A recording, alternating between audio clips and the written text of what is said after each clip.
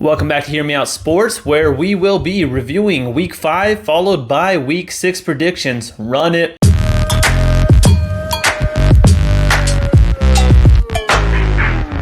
All right, Week 5 review, 70.27%. Not too shabby. That's what we like to see. Some of our hits and misses. We got Will Dissly and George Kittle we put in the sit column, and sure enough, they did not hit our 10 PPR points. Mark Andrews, though, he went off. No need to get down on him on his off weeks. He tends to make up for him the week right after. Our misses, David Njoku, Gerald Everett, and Taysom Hill. So David Njoku and Taysom Hill, they're different, so I'll analyze them separately. David Njoku, we had as a sit, but he's been proving me wrong. He seems to be a consistent option there in Cleveland, and he seems to be a pretty dang good option. So I think I'm going to move him more into the start column. Taysom Hill, he's hit or miss. He swings for the fences, and sometimes you strike out, and sometimes you get huge points like we saw in this last week. Gerald Everett kind of let us down, but we're going to stick with our guns here going forward. We're going to hope he keeps getting some looks and can go from there. Close calls, Daniel Bellinger, Cade Otton, and Zach Ertz. The only one I really want to cover here is Cade Otton. He is Tampa Bay's backup tight end, and he was able to make a pretty good showing, but that's because we had some injuries there in the receiver corps. So because of that, he was able to give him more targets. I don't see that happening going forward. So with that, we're going to kick it off with what a wonderful Thursday night game, followed by that last week, Week 5's Thursday night game, super high scoring. If you can't tell, I'm being sarcastic right now, but we got the Washington Commanders versus the Chicago Bears. Logan Thomas and Cole Kmet both sit. Commanders, listen, Logan Thomas, he's got some injury concerns, and the Bears have a decent defense. It's going to be rough. It has been rough for Washington passing recently, and I think it's going to kind of continue to be. They're not getting the same amount of looks and targets out there and successful targets, completions, as they did in the first 2 weeks.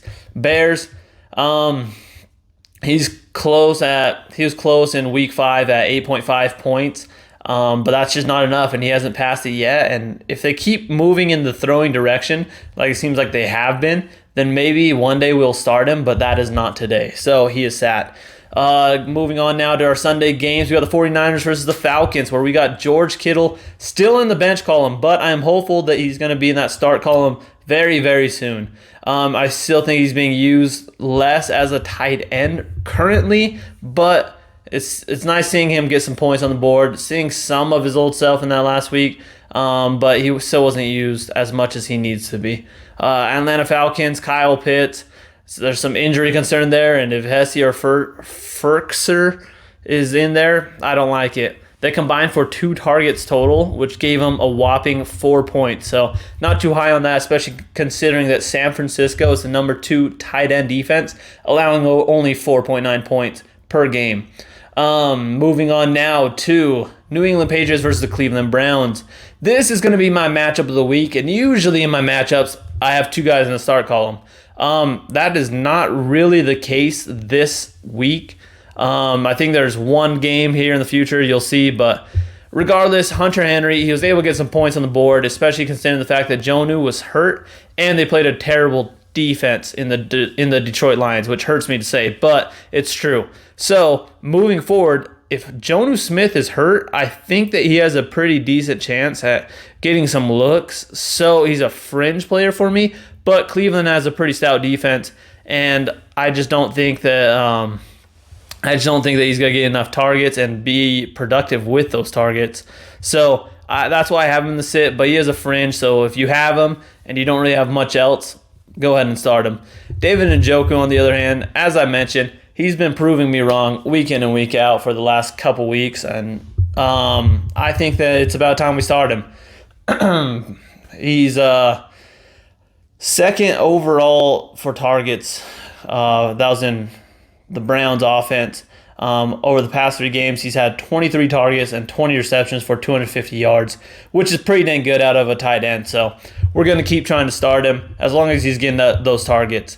Now we got the New York Jets versus the Green Bay Packers. For the Jets, I am very concerned for Tyler Conklin. I was pretty high on him, and he had been getting some looks, and he had been getting those targets, and he's been rolling in those points. But as soon as Zach Wilson moved back into quarterback, he's had 2 down weeks. So I think this is going to be a lot like last season, where Zach Wilson isn't checking down a lot to the tight end, and for that reason, we're going to keep him in the sit column for this week. Packers, they have kind of a split tight end here. Their focus is still more on the run game, and they have just other options at receiving. So you got Dubes, who's recently emerged, and you got some other guys. So, I mean, even Cobbs, he made a big statement last week that he's not out of the NFL yet. Now, do I have any hope for him? Would I ever pick him up? Probably not, but he was able to put up some good points and good stats. With that, we're going to head to Indianapolis, where we got the Jaguars versus the Colts. Evan Ingram, another fringe start here. He had a good week 5, but we need to see a little bit more out of him. Weeks 3 and 4, he only had 4 targets, but this is a pass-heavy offense, which works in his favor. So if they start implementing the tight end into the scheme a little bit more, then, man, I'd throw Evan Ingram in there in a heartbeat. For the Colts, Mo Alley-Cox, he's a sit. He has a high ceiling, as we've seen, but has been held under 10 receiving yards in 3 of the 5 games so far, and that is not a very great statistic. I mean, even last week, I'm still just sour about that, so we're going to probably keep him benched just for that reason alone. We're going to be a little bit salty on this one. We've got Vikings versus Dolphins going at it in Miami. Irv Smith, he's another fringe start for me. Miami gives up points. They really do. And he's a solid route runner, but his off games aren't horrible. So that's the reason why he is a fringe start. But he doesn't really break that threshold much. So for that reason is why I have him as a sit. But I would very easily put him into the start column, especially depending on what the Vikings are bringing to the table in their Week 6 game as far as the roster is concerned. Now, Dolphins, I've got Mike Gesicki, and this is the same boat as far as who's going to be there at receiver. He's not seeing many targets. There are other receiver options, but there's some hurt. There's some injury going on around the NFL in general, but around Miami. So you got Tyreek Hill, and I think it was Jalen Waddle as well. And you're unsure about who's going to be the quarterback there. Is it going to be first string? Is Tua coming back? Is it going to be second string with Teddy Bridgewater? Or is it going to be the third string? So that's not very hopeful either. So that's why I have him in the sit column. It's just too many variables. Now, this is my one game that I was mentioning earlier where we got the Bengals versus the Saints, where I at least have 2 guys in the start column in the same game. Hayden Hurst, he's really become a proven option there in Cincinnati. He's done good through the last 2 weeks, and with T. Higgins questionable, I think that he could lead again in catches and yards just like he did in Week 5, and for that reason I have him as a start. The Saints, Taysom Hill, I have him in the start column only because I'm hopeful that since they have found success playing him in that unique utility position, I am hoping that they're going to scheme their offense a little bit more geared towards him and his variability. Now, that being said, he's not a safe start. If you have other options, play him. If there's other options in free agency, pick him up. But I am not confident, and I do notice, though, I do recognize that he has a very high ceiling, so that for that reason, he is in a start column. I think that if they use him as they did, then he could find a pretty good success, especially given that Cincinnati doesn't have the greatest defense as far as tight ends are concerned. Let's head over to New York, where we got the Ravens versus the Giants now, and we got Mark Andrews, who's always going to be a start. He had another huge week, great bounce back, and he's going against Daniel Bellinger. Daniel Bellinger was only targeted over 3 times in 1 game so far, and he's going against a pretty tough defense here, so I'm just not very hopeful, but man, I guess we'll see. One thing that works in his favor is that he could be getting, I guess the Giants could be resorting to passes more, only because they might be down by a lot of points against the Baltimore Ravens. So, yeah, he might see more targets in this game. That's my prediction. I don't think he'll do much with him, and it's not even sure if he'll even get them, if he'll make them into completions. So let's head over to Pittsburgh, where we got the Steelers versus the Buccaneers. Buccaneers, they're having targets come back, so because they're dealing with less injury there, I'm going to bench both these guys. Cameron Brate, he was injured last game. I don't really see him.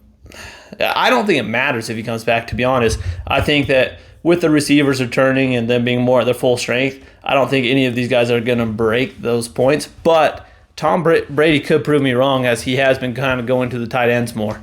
We're going to now, I guess, not move on to the next game, but we got the Pittsburgh Steelers, where we got Pat. Pat is dealing with concussion protocol. I found out that this is his third in the last 12 months, which is very concerning. But if he is starting, if he can clear that protocol, I've got him in the start column, because Tampa Bay, they're number 28 as far as tight end is concerned. They give up 12.7 points per game, which is absolutely ridiculous. And he has been a consistent option up until this last week. But monitor that concussion. If Zach Gentry is in, then I'm not very hopeful for that, so he's going to be a sit. Carolina Panthers versus the Los Angeles Rams. Tyler Higbee, I don't want to say much except for that 4 out of 5 weeks he's passed our threshold and he has 12.4 points per game. Very consistent. Ian Thomas, Carolina Panthers, their offense is also very consistent in that they consistently suck. With a new head coach, though, I am excited to see what happens with Matt Rule out. I want to see this post-Matt Rule era. And, hey, they could turn it around. They could. I mean, they also are playing a different quarterback there, which is a concern in my opinion. But especially if you look at, I think he's got 2 touchdowns to 8 interceptions in the few games that he's played. So that's going to be a sit for me. Arizona Cardinals versus Seattle Seahawks. Zach Ertz. He continues to do good, very consistent. He's broken the threshold in every game. He's the number 4 tight end, and he's working on 41-plus targets, which it's hard not to want a tight end just like this. So I got him in the start column. Seattle Seahawks, with their whole triple tight end thing, I still can't start them. You can't really trust it. It's a guessing game of who's going to get the touchdown pass, if they get a touchdown pass. And also, let's look at it. Disley in week 4, touchdown pass, he broke the threshold. Fant in week 5, he had the highest. Week 6, who's it going to be this time? It's like always just up in the air. I think the Cardinals can give them enough trouble that they're not going to be able to produce like they have in past games. Now we got the Buffalo Bills versus the Kansas City Chiefs. Dawson Knox, I still like him, but there is injury concern all around on that offense, and I don't think that the makeup targets are going to the tight ends. Sweeney, he isn't really a good option if Dawson Knox is out, and even if Dawson Knox is in, I don't think he's going to pass that 10 points. Travis Kelce, on the other hand, people haven't really figured out how to defend against him, and he's broken the threshold every week as well. He is going against a tough Buffalo Bills defense, so he might be lower in the teens, might be dealing like 13 points or so, but I still got him as a start. Dallas Cowboys now versus the Philadelphia Eagles, where we got Dalton Schultz and Dallas Goedert going head-to-head. This was almost my matchup, but Dalton Schultz just hasn't been that impressive. I also want to see what happens, though, when Dak Prescott comes back. Could it be this week? I don't know. But he does definitely target Schultz more than Cooper Rush does. So once Dak Prescott comes back, we might throw Dalton Schultz back in the start column. Dallas Goedert, on the other hand, he has consistently been a good option for us as well. He's one of the top options there in Philadelphia, and he's coming off a big week 5 with 17.5 points. But with a tough Dallas defense, they might keep him around that 10-point range, so he's a fringe start, but a start nonetheless.